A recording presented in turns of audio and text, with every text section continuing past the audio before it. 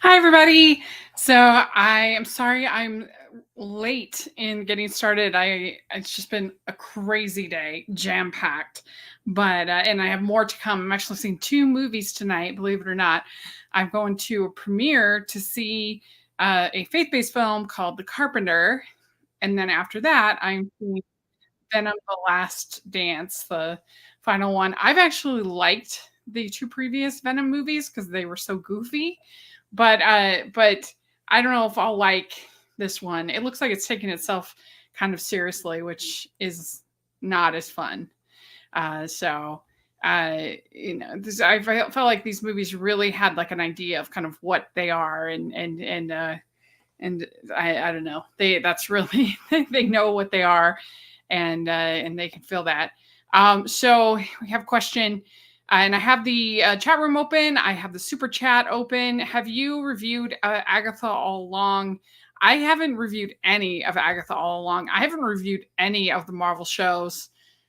I don't think I reviewed any of them on my channel. And I haven't watched any of them since I think Loki or Hawkeye, maybe. I think I watched Hawkeye. I mean, especially this time of year, once Christmas movies are starting, it's really rough. So, for me, so I haven't seen any. I've heard some good things from some people that have similar taste to me. That seems like maybe I might enjoy that one, but it's not just Marvel. I just don't watch that much television if it's not on Hallmark Channel or something that's Christmassy or rom-commy. I really wanted to watch that show with Kristen Bell that everyone was talking about, but I haven't had time. So maybe eventually I will. Okay, so this is going to be a little bit shorter than maybe my last one because I do have those screenings I'm going to. But we're talking about what I have been watching lately since my last live stream. And like I said, we have the chat room open. You can do a super chat if you have a special question you'd like me to answer. I would sure appreciate that. So the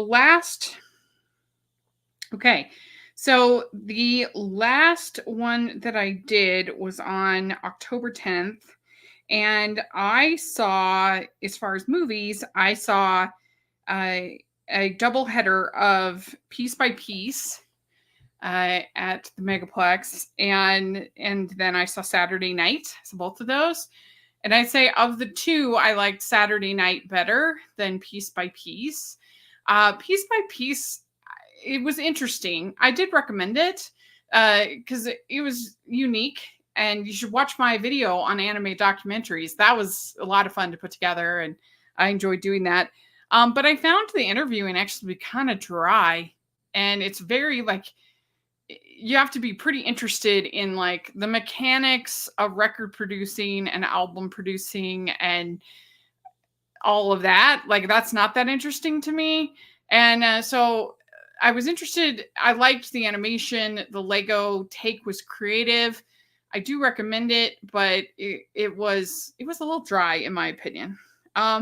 Then for Saturday Night, Saturday Night, like the thing that's hardest about Saturday Night is just this time frame that they gave them. That they only had this movie was supposedly only the first 90 minutes before the first episode of Saturday Night Live.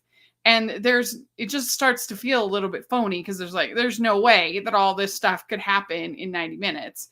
So I'm not sure why they necessarily needed to give it that kind of timeline. Why didn't they just have it be this is the first day or whatever? But I don't really care that much about that. It was fine. That was a flaw, but I could still enjoy it. And I liked so many of the performances were so good. It's hard because there were so many characters that some people definitely ended up getting not getting enough time. Like pretty much all the women you don't get to spend much time with. You don't get to spend much time with oh gosh, I had it and now I've lost. Oh, their portrayal of Jim Henson, like he was kind of this doofus country bumpkin kind of a guy, which I've never heard that or seen. I mean, evidently he was a really nice guy and people liked for the most part, I think liked working with him from what I've seen by that documentary they released this year. But I don't know, the way that they portrayed him was not the best, but it's still, I like Jason Reitman as a filmmaker. I like how he shoots this movie. The it has a lot of really fun moments, and J.K. Simmons as Milton Berle, he was really good. I liked the lead actor who was playing Lorne Michaels. Overall, it was enjoyable. I liked it. It wasn't perfect, but oh well. Okay. Then I saw the next movie I saw in the theater was Smile 2. And I'd actually just watched the first Smile the day before. I hadn't seen it. And I actually liked it quite a bit. I liked the fact that it was sort of a grounded story about this woman and how we deal with people with trauma and with mental illness and talking about that. I think that was all pretty effective. And so I liked that. Now the second one, they took that premise of this curse and everything like that, and they put it on this, the singer, and things just went totally crazy. Like, it got me so many times. I was squirming in my seat so many times, and it was fun. I was like laughing throughout because of all the times it was able to get me. And she's so good. Naomi Scott is great in the role. I had a really fun time watching it. I kind of missed the more like grounded approach to the first one. That had, I think, more to say about mental illness and everything. And they're definitely like, there's some parts that they're really trying to trick you, and there's unreliable narrators and stuff like that. But I still had a really fun time watching it. So even if you don't normally like horror movies, you might have fun with this one. I did. I really did enjoy it. Okay. Then I saw, let's see here. What else? Okay, then I saw Conclave, and I was going to this with pretty high expectations. It's got all this Oscar buzz. People are talking about it, and I left pretty underwhelmed. I'm definitely in the huge minority. It's got like a 95% on Rotten Tomatoes. That goes with this year of having tons of unpopular opinions. But I don't know. I thought it just left me cold. I was not emotionally invested in the story or the characters, or it was well shot. It was well made. I can understand why people are appreciating it. Again, good performances, but I do not understand that being advertised as a thriller. Like, there's nothing hardly anything thrillery about this movie. It's very procedural. It's very, like, I don't know. I just thought it was not exciting. Like, the opposite of a thriller. I was not invested really. And I don't know, how people that are Catholic will feel, but I don't know. I just thought it was kind of boring. I really didn't think it was very good. So who knows what's wrong with me? I don't know.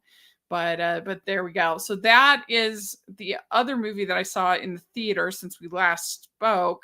But we did have the beginning of Countdown to Christmas, which is really fun on Hallmark Channel. So you got to check out Hallmarky's podcast for our first recap of the season. And it was a pretty good start, I think. But I also got to participate in Animation's Film Festival virtually. So thank you so much to them for allowing me to do that. I really, really, really, really appreciate it. And I got to see, as part of Animation's Film, I got to see The Day the Earth Blew Up. And this is the new Looney Tunes movie, and it is a delight. I loved it. It's really funny. And it's if you're a big Bugs Bunny person, you might be disappointed because he's not really in it. This is about Daffy and Porky and their kind of adventure. It says the classic animated odd couple turn into unlikely heroes when their antics at the local bubblegum factory uncover a secret alien mind control plot. So this gum to basically like turns people into zombies, or turns the characters. And so it was just, I loved it. It was so fun. I can't wait for people to see it. It's coming out in February, so keep that on your radar. It's great. Yeah, I love it. And then I saw another movie there called Sultana's Dream. And this is about this girl who finds this book that's about a utopia.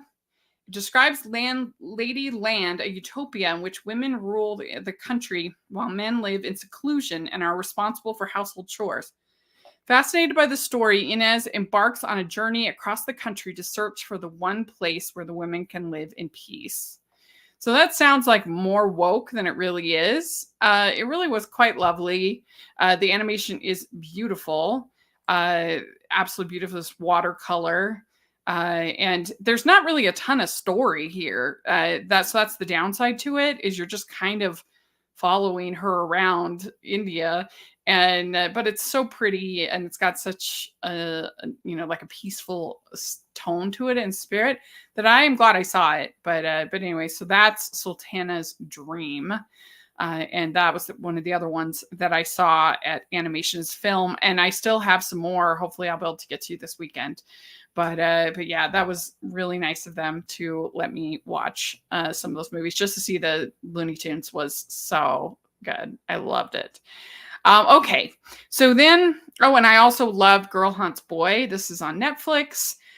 Really sweet story about a boy who finds this ghost in his house, and she's stuck, and he helps her, and they form this friendship and a relationship. It's very sweet, and I liked it so much that it was fun. So I posted on my Twitter, and I posted on my little thing on my Twitter, on Rachel's Reviews Twitter, and the director, Emily Ting, saw it, and she was like, "Oh, I love your podcast and everything." And she has written some stuff for Hallmark. So that was really fun. Anyway, I ended up having her and the writer, Cesar Vitali, on the podcast, interview both of them. And it was just fun to interview somebody who was like a fangirl of what I do. That doesn't happen every day. And they were great. So you should check that out over at Hallmark Geeks. I always love talking to directors and writers because it's just so fun to hear how they got to where they're at, and how everything came together and all the challenges. I just think it's so much fun. So anyway, that was really cool, and it's a very sweet little teen YA rom-com. So let's see here. I'm so glad to hear The Day the Earth Blew Up is good. Honestly, the trailer with Daffy's butt hanging out of his feathers and Porky saying, "Daffy, I said no cracks," made me worry it would be awful. I mean, there's some lewd humor, I guess. I haven't seen that trailer. But I really enjoyed it. I really did. And everybody else I know who saw it at Animations Film really enjoyed it. So I think it's going to be a big, I don't know if it'll be a big hit, because if it'll get the distribution that it should and that people will see it, but I think the people who do see it will really enjoy it. So, or I certainly did, that's for sure. So that is everything movie-wise that I saw. Got a lot of theater to talk about. I had a whole week of theater where I saw a show every day, which is wild. So here we go. Okay. All right. I saw at the Heritage Theater, and this is in Perry, and it's over an hour from my house. So it's a long drive. So I don't go there all the time, but I wanted to see, they had Clue the musical, and I had seen Clue the play many, many times, but I had never seen Clue the musical. And so I wanted to see it. So I go up there. It's the cutest little theater. It's in this restored church. It's called the Heritage Theater. And they do such lovely little productions. And this was probably their most ambitious that they've ever done, because every single night a different murderer is, and different, they have somebody from the audience draw the three things from the game, the weapon, the room, the murderer, and put it in the thing, and just like you do when you're playing the game. And they literally have the board game up on the wall, And the set was so brilliant because it was a revolving set for each of the rooms, in the game. And then they would have one of the characters, so they'd have like a Professor Plum, and then there would be like a purple game piece there in the room, like so he'd be like in the library, and he'd be holding the pipe or whatever. Anyway, it was so clever and so well put together, and because it's unpredictable, you have to have a live band. So they had a live band there, which again, for a small, tiny little theater, that's really ambitious to have live music and to have this whole interactive element. Supposedly there's like 216 different possible endings. And so they had to do like a lot of improv, which sometimes I'm not a big fan of improv, but they were so good and so funny. And I especially liked Mrs. White, who ended up being our murderer. He was a dude playing Mrs. White, and he was really funny. And so I thoroughly enjoyed Clue the Musical. It was a delight. So I would definitely see it again. And they just did such a good job, like pulling off all of the different aspects. And they didn't have really any technical problems. There were no real mic problems. It was just a great, fun night. So then I saw, let's see, we got a comment. That's so cool. Congratulations on the fans and getting them on the podcast. Yeah, it was really fun. You should check it out. It's a very entertaining interview. I think you'd like it.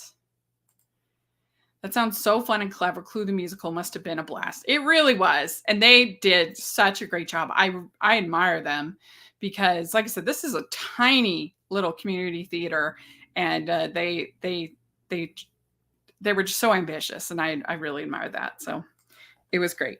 Then I saw Jekyll and Hyde, and this is at West Valley Performing Arts Center. And I almost didn't go to this because I had just seen Jekyll and Hyde on Monday that same week, and at a different theater. But I'm so glad I did. I ended up taking my parents, and Jekyll and Hyde has this issues as a show. It takes so long for anything to really happen. He just takes forever for him to transform, and it has some kind of more generic songs and everything, but I've always enjoyed it. And this was such a cool version. They really thought of everything, and I admire it so much. And the guy they had playing Jekyll and Hyde, he was so good as any professional singer I've heard this year. He was great. And the Lucy was great as well. And what they did that was so clever and so creative is that they had these dancers all in black that were kind of playing these demons. And so whenever like Hyde was kind of on the loose or things were like building, you'd see these dancers like crawling up towards him and crawling up over the bed. And I don't know, it was so cool. It was very creative and very different. And I admired it very much. And so I was glad, even though I had just seen it the Monday before, that Monday, I was glad that I went and saw it again because it was excellent. And I think it's still going, until into November. So if y'all are in Utah, you should see Jekyll and Hyde at West Valley Performing Arts. It was outstanding. And then the same day, I saw Hunchback of Notre Dame at Timpanogos. And this was I think that it's done now. It's finished its run, but this was also an outstanding production. It was so good. Community theater. This Arts Council, Timpanogos Community Theater, always kills it. I mean, so good. And what they did that was, just everything. They thought of everything. Like the sets were incredible, and they had these moving staircases that allowed them to be able to change the set. So it wasn't always the cathedral. It was sometimes the pub and sometimes the Court of Miracles and everything with ease. And that worked so well. And the guy playing Quasimodo was absolutely outstanding. He really threw like his whole body and soul into the performance. It was great. Esmeralda was really good. She has a beautiful voice. She, especially when it gets towards the second half and she's about to be burned alive and everything, and she spits in Frollo's face. Like that was all so well done. And I was so impressed with how they did Hellfire because it was basically like shot for shot from the animated film. They even had they had Esmeralda dancing with the light behind it, and so you got the blues and the purples and the reds, and then they had the choir, which was an absolutely outstanding choir, and they had the choir up against him, so you had Frollo in the middle, and you had that dancing. That was really, really, really great. And so the whole thing, the only thing I didn't love is that for some reason they decided to have Quasimodo the actor put on the hunch at the beginning in front of everybody on the stage. And then they had him take it off at the end and sing upright for the final song, which I thought was kind of weird. Like, I don't know. I didn't love that choice. That wasn't my favorite. But other than that, I thought it was great. Okay. Then I saw Little Women at Sandy Arts Guild. And Sandy, this is another extremely strong arts council. They have been so good. And this was great. I mean, I have very few notes on this. They had a really great set, creating the house, 2 stories. They had a wonderful cast. Everybody had nice chemistry together. My favorite songs in Little Women are Days of Plenty and Some Things Are Meant to Be. And both of those were so moving.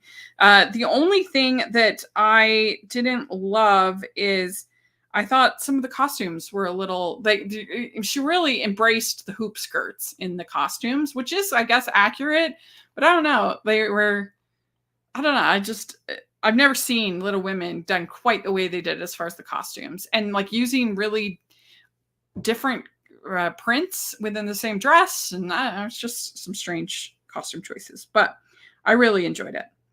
Okay. Then I saw The Secrets of Sleepy Hollow. This was at the Hive Collaborative in Provo. And this is a kind of an experimental theater. They try new things. They try new productions, which I really appreciate. And this was a new script, the local written script. And I was a little nervous because I saw a version also local that was a musical last year of Sleepy Hollow, and I hated it. It was not for me. This I liked much, much better. And they did a lot of really cool things. They had these panels like with muslin on it, and they had the ghost stories happening behind the panels. So you saw like the silhouettes of the Headless Horseman, and that was all really cool. I think that the second act was stronger and like had more sort of narrative focus. And if they wanted my advice, just that first act, like work on having a couple more scenes where we really understand what Ichabod's purpose is, what he's trying to do. I could have used a little bit. It felt a little like, oh, here's random scene with this character, here's random scene with this character, and what's going on, and so that could be better. But the acting was really good, and it was just creative. And I love going to a original, new, fresh piece of theater and seeing something being kind of workshopped and stuff. And that's how I felt with it. So, yeah, it was fun. Okay, let's see here.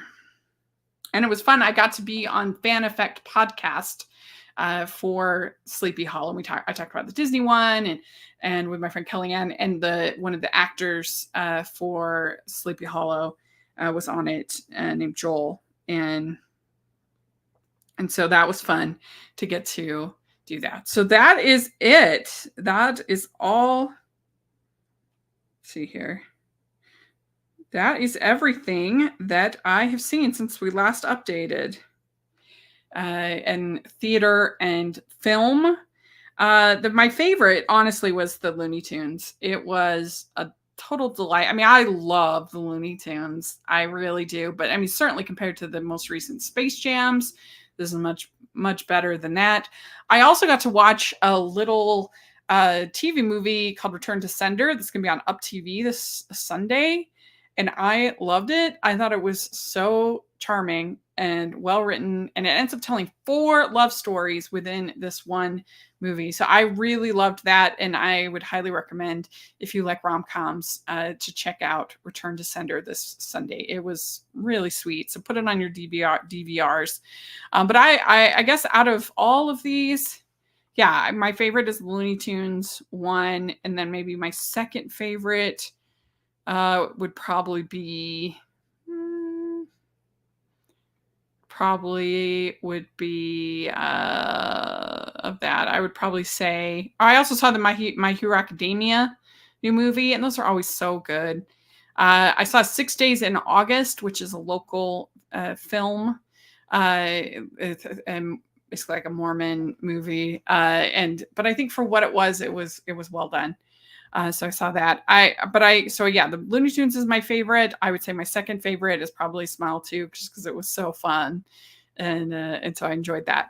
And then as far as theater, it was that Jekyll and Hyde was absolutely incredible. It was so cool. I just loved what they did with the demons and just I've seen it so many times. Literally, I'd seen it that same week, and so to be able to see it with something totally fresh and a totally fresh perspective was very cool and very exciting. So that's cool. So make sure you check out Hallmarkies podcast for all of the holiday coverage and just more. We got so much content, so many good interviews and other things going on over there. So definitely take a look at that. And also on Stage Blog Theater Podcast. Jackson and I recorded an episode on Sweeney Todd this morning, so that's going to be coming out. And we had a whole episode on the Cynthia Revio thing, overreaction for the fan poster. And so we're doing some fun stuff over there as well. So check that out. And thanks so much, everybody. I'll talk to you later.